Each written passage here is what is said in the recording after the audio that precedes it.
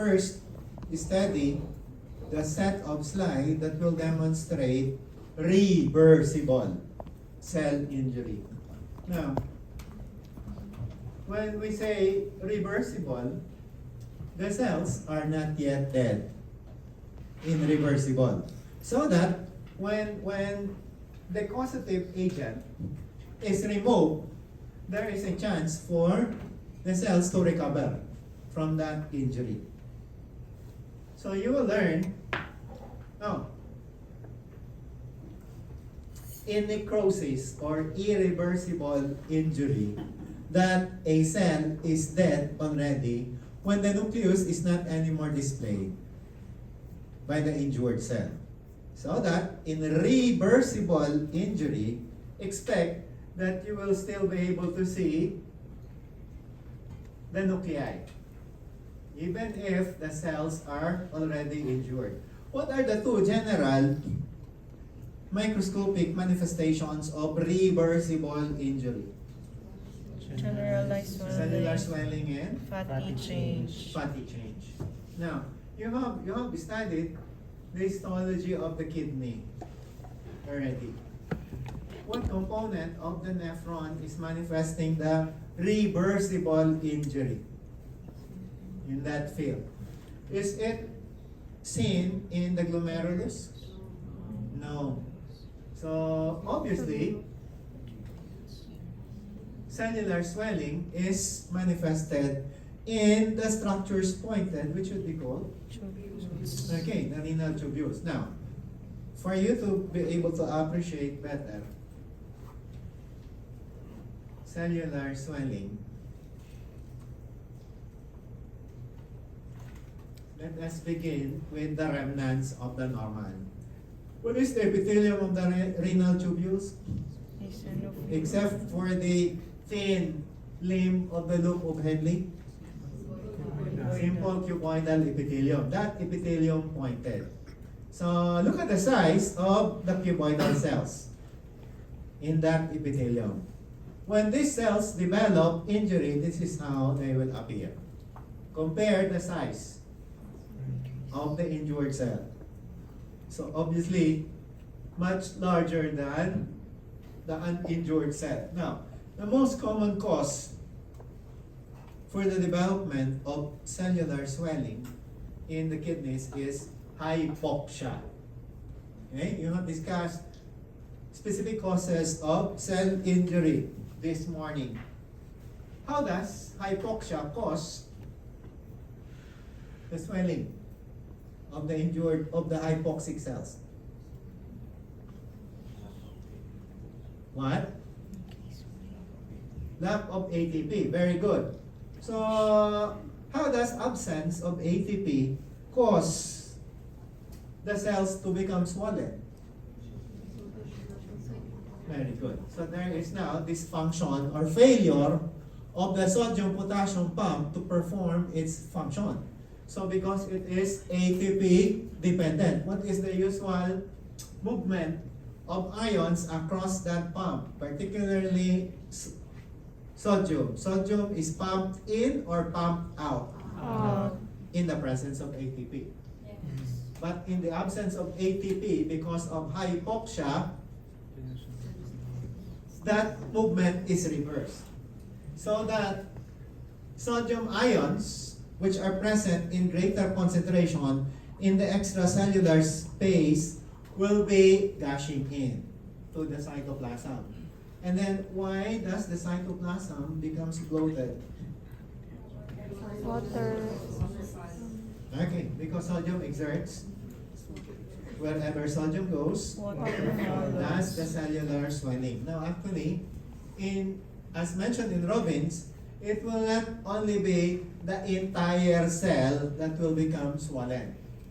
There are also organelles and structures inside the cell which will also become swollen, including structures in the plasma membrane, which will manifest abnormalities that are identifiable using electron microscope. But at our end, we are using light microscopy only, so we will be limited into identifying cellular swelling only. So that the cells should appear, we should be able to identify the bloated cells and compare their appearance with the normal epithelial cells.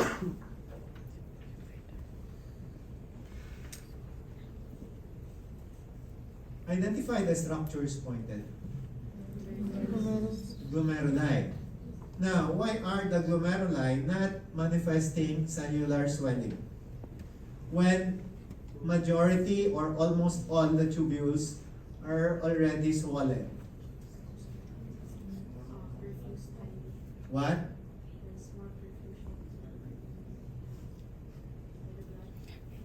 Oh, it has something to do with perfusion.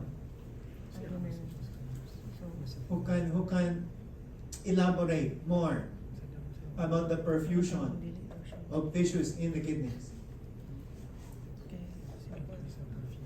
Are the tubules are receiving less blood than the glomeruli? That is why they are more vulnerable to develop hypoxic injury. Come on. Correlate what you have learned in your histology. What are present in the glomeruli? Capillaries. Okay? What is the name of that arteriole that delivers blood to the glomerular capillaries? Afferent arteriole. And then, how do you call that arteriole that leaves? Efferent arteriole. Where will the blood of the efferent arteriole go? The peritubular artery. So that when the blood is carrying minimal concentration of oxygen, that oxygen will be harvested first by the cells inside the glomerulus. So that when the blood leaves the glomerulus and enters the efferent arteriole, it will contain almost zero concentration of oxygen already. That is why the tubules are more vulnerable to develop hypoxic injury than the cells in the glomerulus. Our next slide will demonstrate another form of reversible injury. You're actually looking at the histology of the liver. Okay? So this is a chronically injured liver already. Let me show you the normal appearance of a hepatocyte first.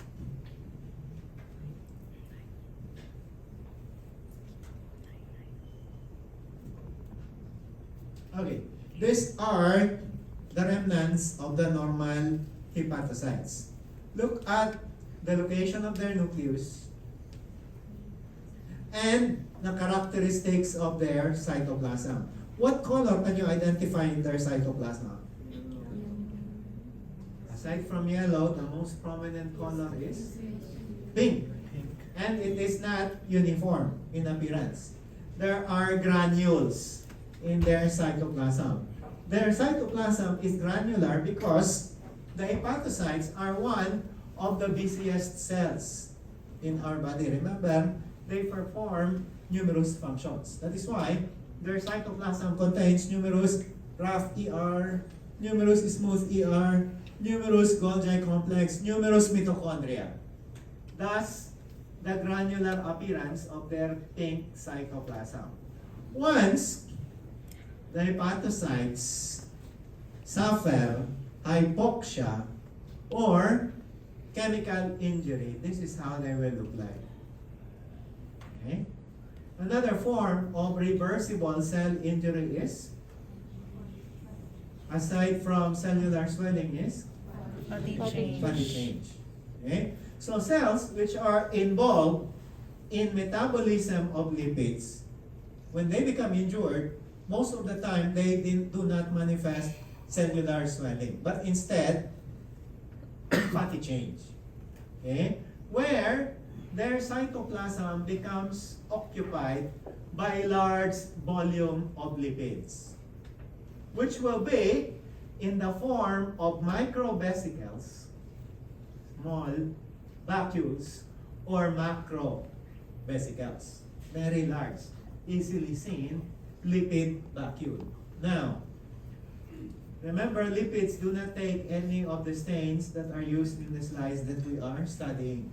That is why the lipid vacuoles will appear as clear space in the cytoplasm, pushing the nucleus to the periphery of the cytoplasm already, imparting the adipose cell-like appearance to the hepatocytes.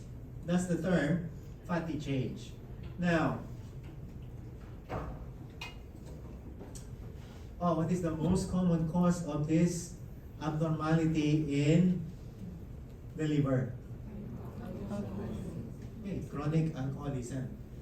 Okay, as you shall study later in the diseases of the liver, alcohol will become transformed into toxic chemicals that will impair many organelles and cause injury in many organelles inside the hepatocytes, so that the usual metabolism of lipids will become impaired. So one of these metabolic activities that will become impaired will be the production of the proteins that will transport lipids in the blood. How do you call these proteins collectively? That need to bind lipids when the lipids are in the blood. They're called lipoproteins. Okay? So they have to bind lipids when lipids are to be transported in the blood because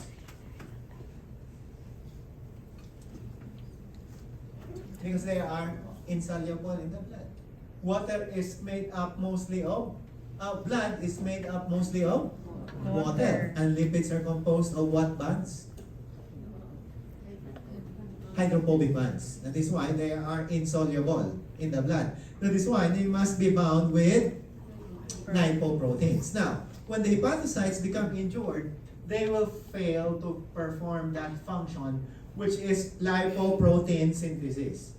So that the lipids that they are storing and are supposed to deliver to the peripheral organs will accumulate in increasing volume inside their cytoplasm. Thus, this abnormality, fatty change.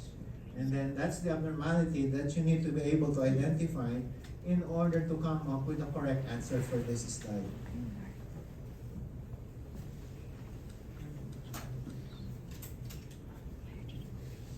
Last slide for the reversible injury set is diagnosed as carbon tetrachloride poisoning of the liver. This is discussed in the lecture. How does carbon tetrachloride cause injury?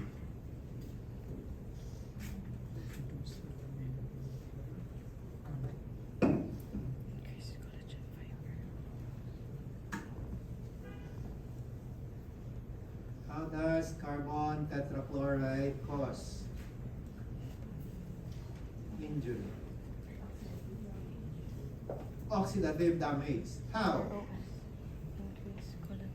Via what mechanism?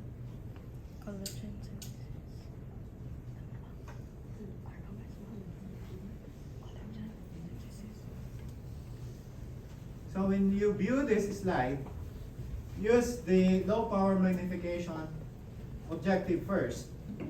So you will be able to see normal hepatocytes. Can you see the pointer? Yes. And then locate the hepatocytes which are manifesting cellular swelling. Okay? So it should be cellular swelling and not fatty change. Why? Very good. The nuclei are still in the center, not peripherally pushed to one side of the cytoplasm. So Look at the pattern of distribution of this injury.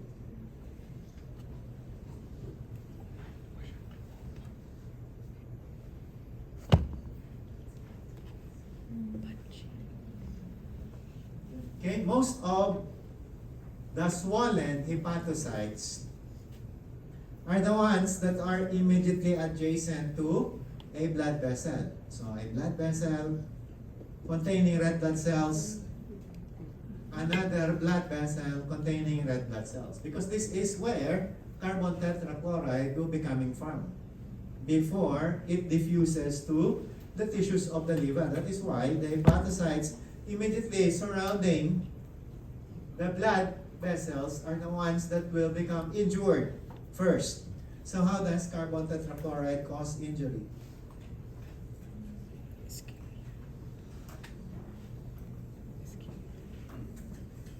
When it enters the cell, it will become transformed into carbon trichloride, which is a free radical. What is a free radical? Sumbong ng Dr. Abruson. What is the chemical property of a free radical?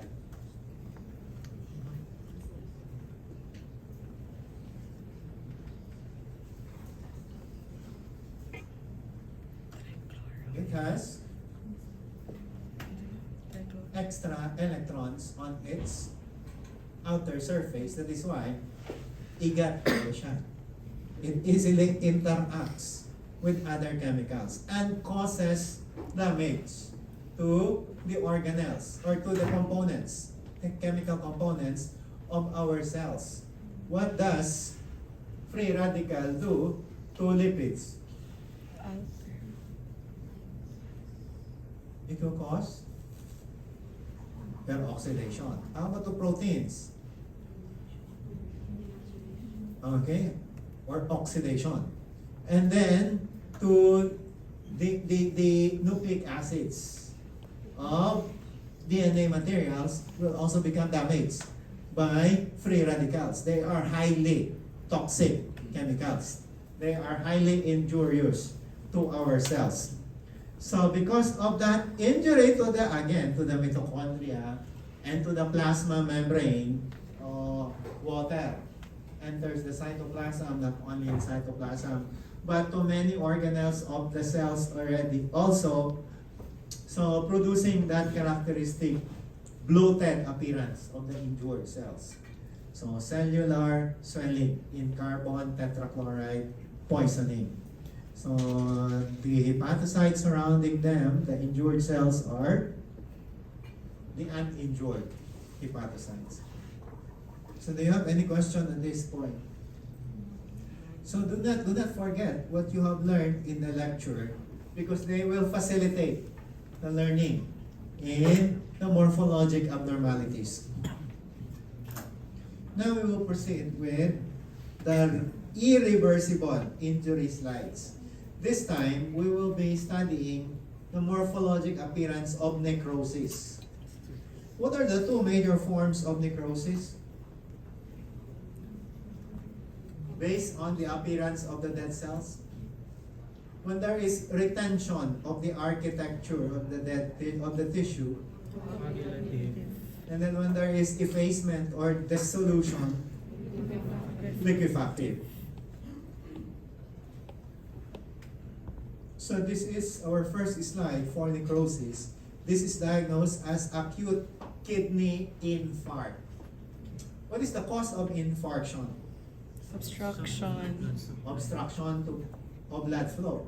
Can be arterial or venous, but most of the time it will be arterial obstruction that will greatly impair oxygenation of the tissues of an organ. So remember, when there is hypoxia, there will be swelling that will develop first. That is why the tubules will appear very much larger than the glomeruli in this field. Okay? The tubules are bloated first, and then eventually with persistent hypoxia, eventually the epithelial cells of the tubules will die. How do you know that the cells pointed right now are dead cells? And they're not displaying their nuclei anymore. And because we can still identify the structures pointed as the renal tubules, then this form of necrosis should be classified as coagulative necrosis. Let us view our next slide that will demonstrate another form of necrosis. And this is acute appendicitis.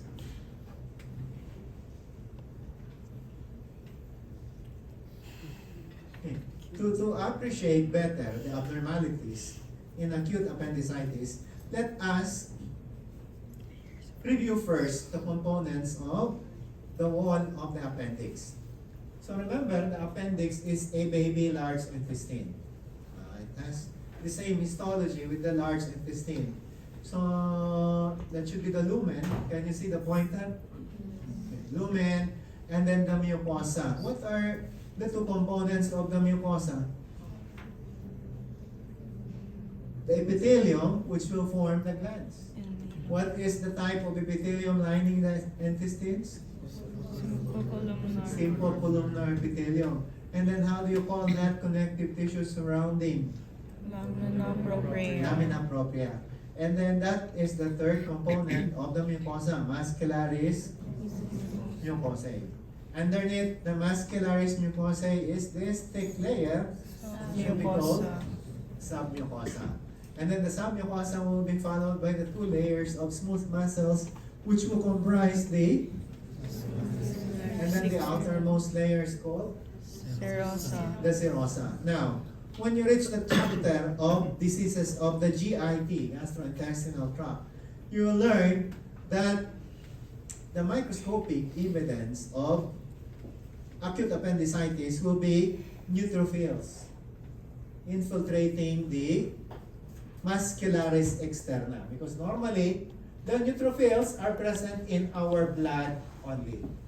Okay? When they are already seen in the muscularis externa, it will be indicative that the appendix is having an acute inflammation already. Is developing appendicitis already. So, and in this field, we are still able to identify the mucosa, submucosa, and then the muscularis externa. Okay, the tissues composing them. Look at this field. Can you still identify the mucosa, submucosa, and the muscularis externa? No. Not anymore. And then when you shift to high power magnification, you will be able to see these cells.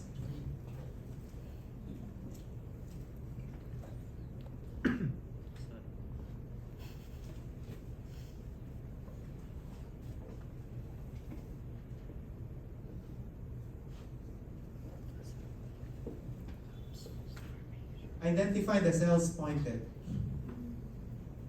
based on the appearance of their nuclei. So their nuclei are obviously not round. So that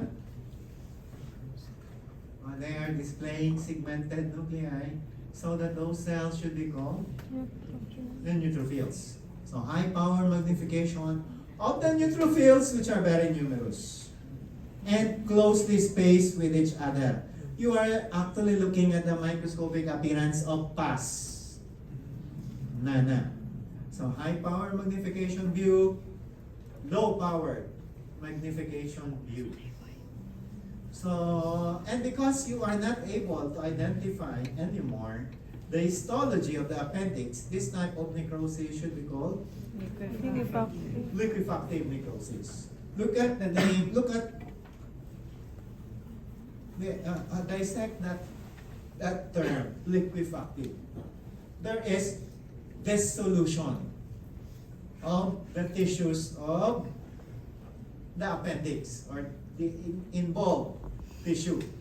So tissues are dissolved because of these cells, which are the neutrophils.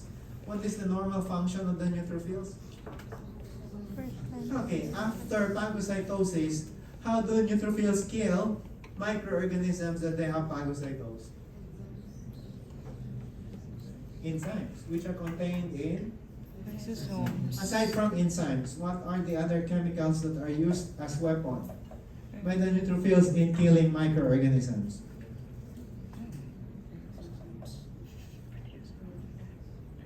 Reactive oxygen species and lytic enzymes. These are the two groups of chemicals used by the neutrophils in killing phagocytosed microorganisms. Now, what is the most common cause of the development of liquefactive necrosis?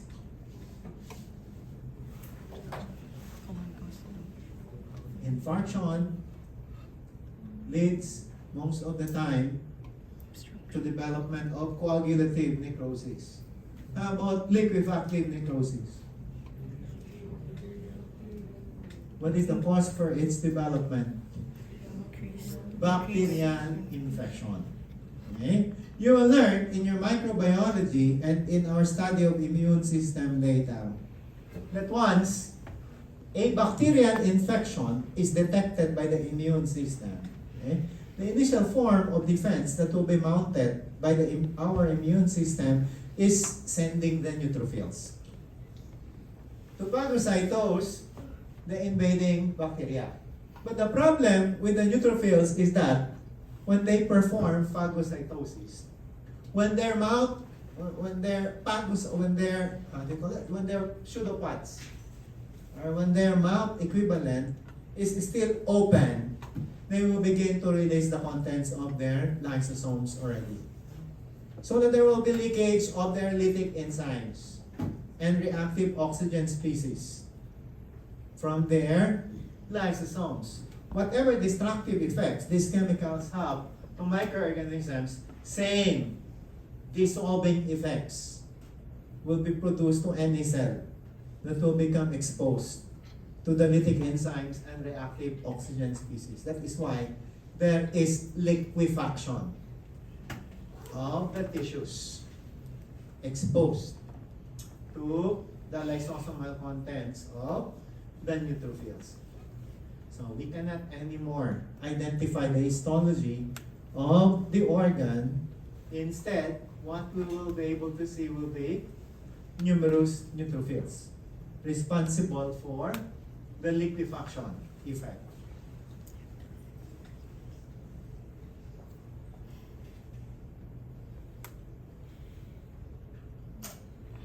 Next slide is slide number 38. This is diagnosed as acute myocardial infarction or acute infarction of the heart. Again, this is infarction, so that what should be the expected cause? Cause. Blockage. This is infarction. What should be the cause? Obstruction. So, how do you call the arteries that directly supply oxygenated blood to the myocardium? Coronary arteries. Okay? There are many branches of the coronary arteries. Now, if a coronary artery becomes completely obstructed, the muscles that are supplied by that obstructed artery will suffer this consequence.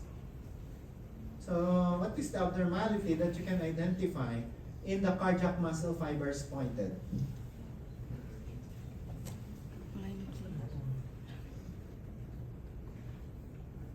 Look at the length of the cardiac muscle fibers. What is the abnormality that you can identify?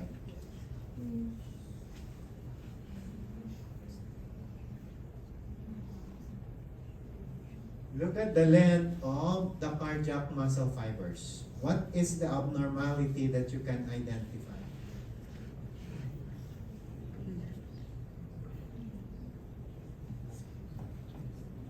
We are studying irreversible injury.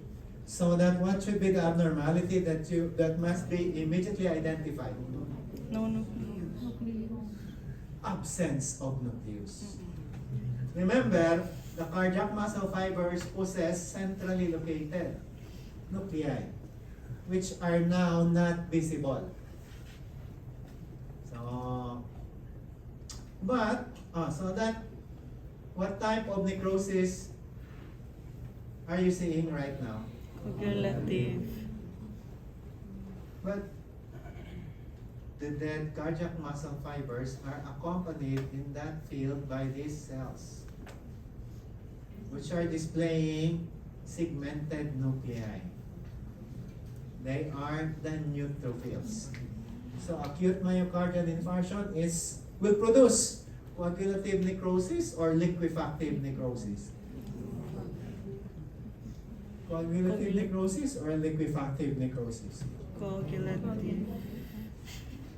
What is the cause for the development of liquefactive necrosis? Bacterial infection. In acute myocardial infarction, there is no bacterial infection because the cause is Obstruction. obstruction of a Coronary. coronary artery. Why are the neutrophils there when there is no bacterial infection? Ano nga? What is the function of the neutrophils? In this case, what should they be phagocytosing? The dead cardiac muscle fibers. Okay? So that technically, this necrosis should not be classified as Liquefactive. liquefactive because there is no bacterial infection. Even if we are seeing the neutrophils because the neutrophils are sent there to phagocytose the dead cardiac muscle fibers. Negative for bacterial infection. So next slide is acute pancreatitis. What special type of acute pancreatitis? What special type of necrosis will develop in acute pancreatitis? Fat Heart necrosis. necrosis. What are produced by the exocrine portion of the pancreas? And lipase. What? Digestive enzymes. So the hormones are produced in Endocrine. endocrine portions, which are the, how do you call the endocrine portion of the pancreas? Islet of Islands Langerhans. of Langerhans.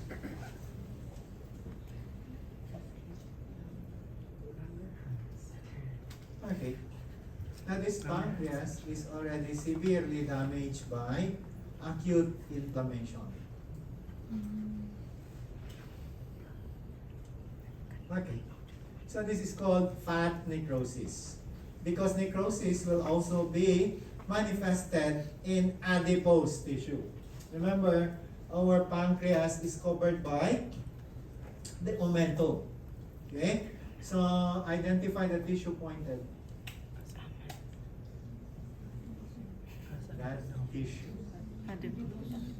Adipose tissue. Okay? So those are viable or alive adipose cells. Now, in this field, we are still able to see the remnants of the pancreatic acini, the exocrine portion of the pancreas.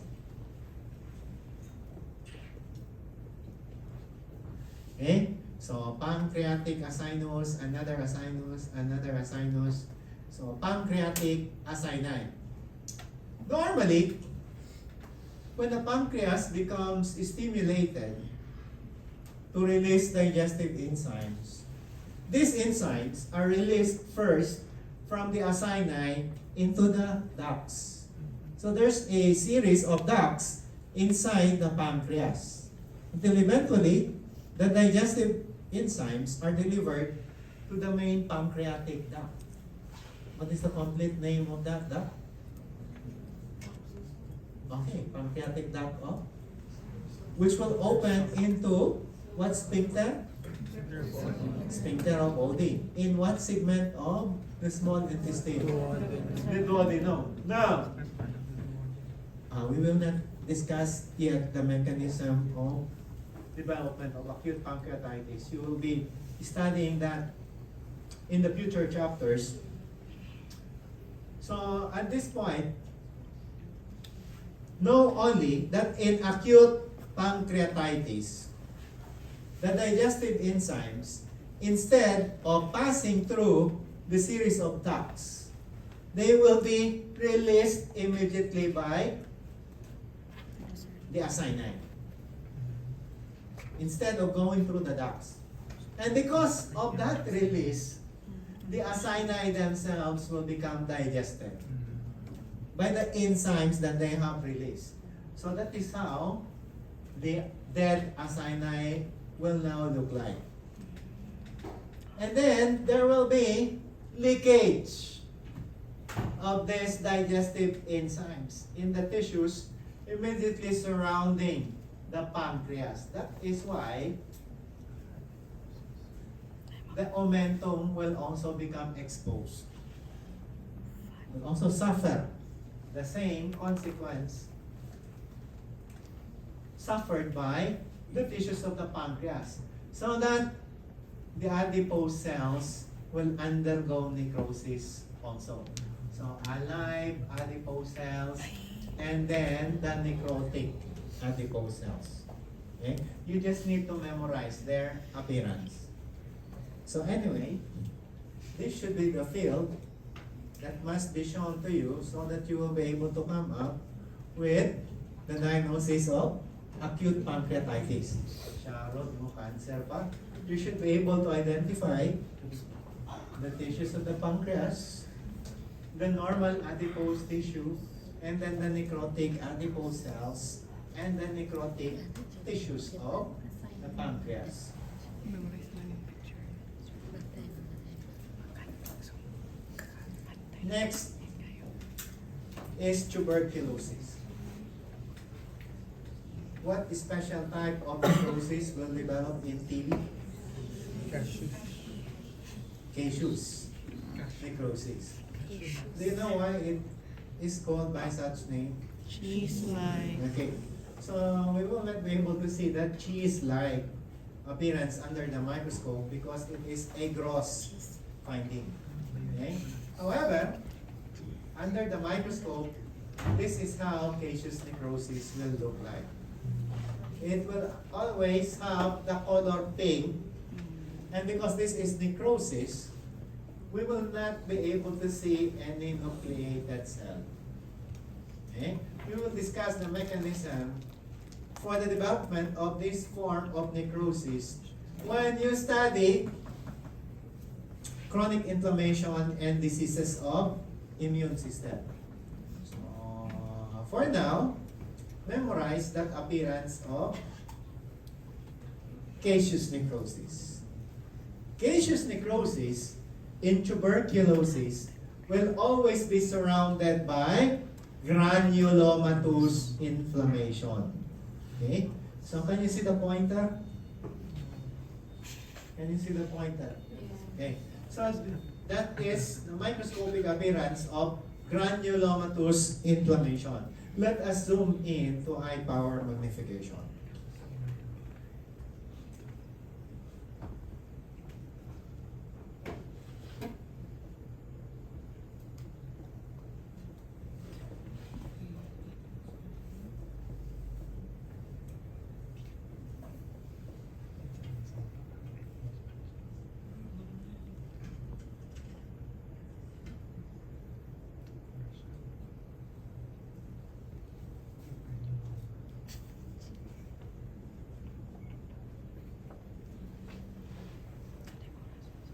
Okay.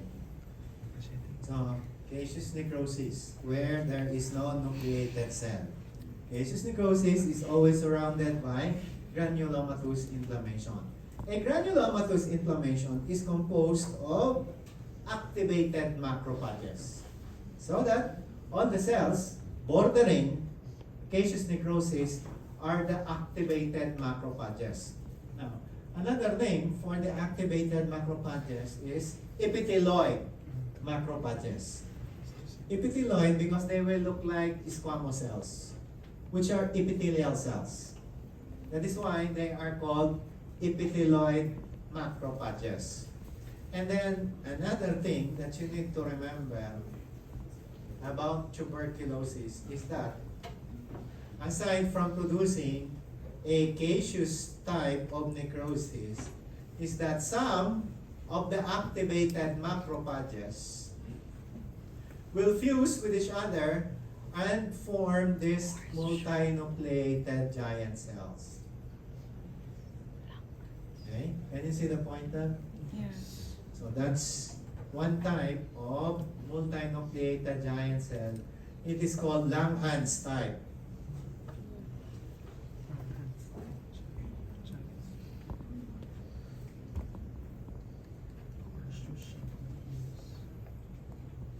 Okay. One Langhans type giant cell, another Langhans type giant cell, another Langhans type giant cell. So look at the pattern of arrangement of the nuclei. Okay? So the nuclei are arranged at the periphery of the fused cytoplasm. That is how to identify a Langhans giant cell. Do not worry. We will discuss this in detail in chronic inflammation and in the diseases of the immune system. For now, just memorize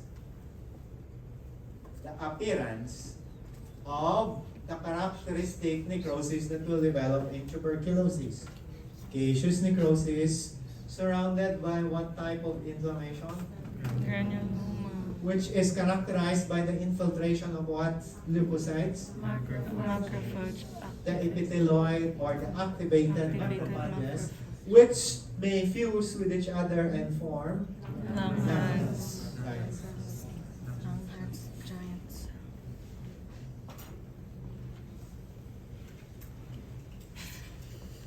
Our next type of necrosis is gangrenous necrosis. So this is not actually a specific form of necrosis, but this is a term used by surgeons. When an infarcted organ becomes infected with bacteria. So that initially, because there is infarction, with this the first form of necrosis that will develop, Coagulative. coagulative. And because it is followed by bacterial infection, we will expect to see also Liquefactive. liquefactive necrosis. So that there should be two forms of necrosis that must be identified in gangrenous necrosis.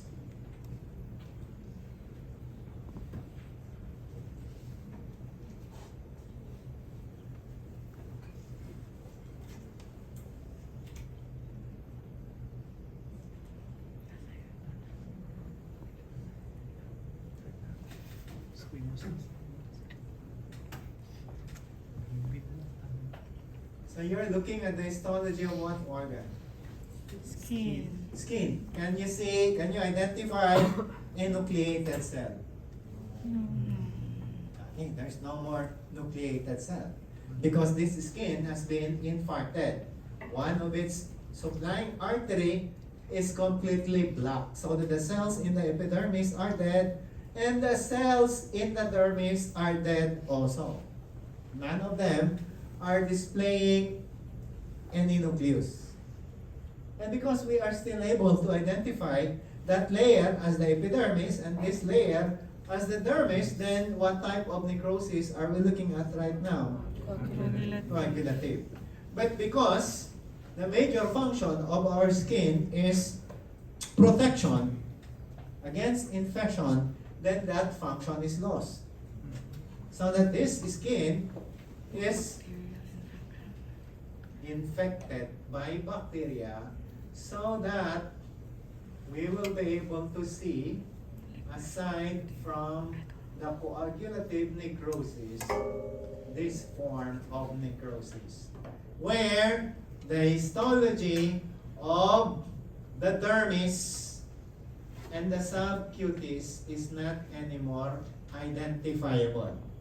Because the tissues of the dermis have been replaced already by the neutrophils. The tissues are already liquefied or dissolved by these cells, which we are now seeing in this great number and this closely spaced with each other. Again, we are looking at the microscopic appearance of pus. So that in the quiz, you should be able to see two types of necrosis: liquefactive and coagulative necrosis, so that you will be able to come up with the diagnosis of Green. gangrenous necrosis. For our last slide, this is diagnosed as fibrinoid necrosis of a blood vessel. Fibrinoid necrosis. Right.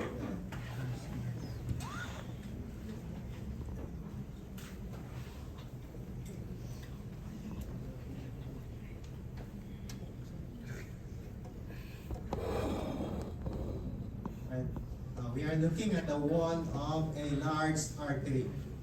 So this is supposed to be the aorta. Can you remember the three tunics? Intima, Media, and adventitia. So this should be the lumen. That is where the intima should be, and then this should be the media, and then the tunica adventitia. So can you identify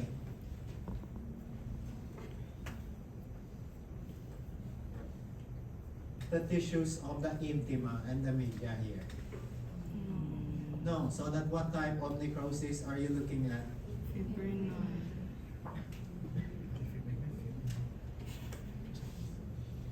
You are not anymore able to identify the histology. There is no retention of the architecture of the tissues, and we are seeing numerous segmented cells.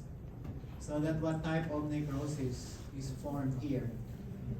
Liquefactive necrosis. Now, this is specifically called fibrinoid necrosis because of the presence of these pink materials accompanying the neutrophils. So these pink materials are actually fibrin materials coming from fibrinogen of the blood. So clotting factor, fibrinogen is clotting factor number one. Okay? Normally, fibrinogen is in the blood only. Okay? Fibrinogen is in the blood only. It is not supposed to be deposited into the wall of the blood vessels. Okay? So, however, when the wall of the blood vessel becomes severely injured, okay, so these blood vessels, which are severely injured, will develop increased permeability. By increased permeability, substances and materials which are not supposed to be allowed by the blood vessel to pass through will now become deposited into the wall of the blood vessels. Increased vascular permeability. Now let us discuss the mechanism of development of this form of necrosis. So this is actually, although you are seeing neutrophils, this is actually not caused by bacterial infection of the blood vessel. So you will learn later that this is caused by an autoimmune disease. So there are four mechanisms for the development of autoimmune disorders, types 1, 2, and 3, and 4. You will be learning, do not worry, I will be the one lecturing on the diseases of the immune system. There will be four mechanisms. So two of the four will involve antibodies. Where can you see the antibodies? Where can you see normally the antibodies in the blood. Okay? In the blood. Okay? In autoimmune disorders, they are called autoimmune disorders because for some unknown reason, for reasons still to be identified, the immune system will produce antibody that will attack tissues and organs of the body. Okay? This time, the antibodies are destroying or are binding to the wall of the blood vessels. Or there might be antigens in the blood causing the antibodies to bind to their corresponding antigens in the blood. So that these antibodies will become bound to the wall of the blood vessels, or the antigen-antibody complexes will become attached to the wall of the blood vessels. Can you remember what complement or what system becomes activated whenever the antibodies become deposited? The complement system. Okay? So how many complement proteins are there in our blood? Okay, there are many, but the biologically significant are numbered from 1 to 9. Okay? So C5, C6, C7, C8, and C9 will form the membrane attack complex. Can you remember what is the effect of C3b? Opsonization, enhancing phagocytosis. How about C5a? Okay, anaphylaxis because it also produces chemotaxis. What do you mean by chemotaxis? What? Recruitment of white blood cells. So this time, after the antibodies bind themselves to the wall of the blood vessels, the complement proteins will become activated in the wall of the blood vessels also. Always remember that whenever there is antigen-antibody complex formation, the complement proteins will become activated. Okay? All the components will become activated, including C5a. So C5a recruits the neutrophils. And the problem with these recruited neutrophils is that after they arrive from the blood to the wall of the blood vessels, they arrive as activated neutrophils. And because they are activated, they will immediately release the contents of their lysosomes. So what is responsible for the destruction of the tissues of the blood vessel? The neutrophils, the contents of their lysosomes. That is why this is classified as an autoimmune disorder. Immune system itself is causing destruction of the tissues of this blood vessel. Now, normally, the endothelium, what type of epithelium is the endothelium? Is blocking any component of the blood from penetrating into the blood vessel wall. But because the endothelium is now liquefied by the enzymes of the neutrophils, the components, some substances of the blood will become deposited now into the wall of the blood vessel. So that, aside from being able to see liquefactive necrosis, we are also able to see these pink materials, which are actually activated form of fibrin, becoming deposited also into the wall of this destroyed blood vessel.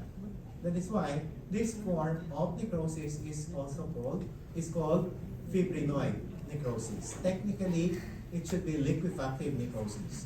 But because liquefactive necrosis is now accompanied by fibrin, it becomes specifically called as fibrinoid necrosis. So this is the last slide that you will study for this afternoon. Do you have any question? So if not, you may now proceed to your rooms of assignment. Borrow it, borrow. your own microscope and then borrow test knives. You, test knives,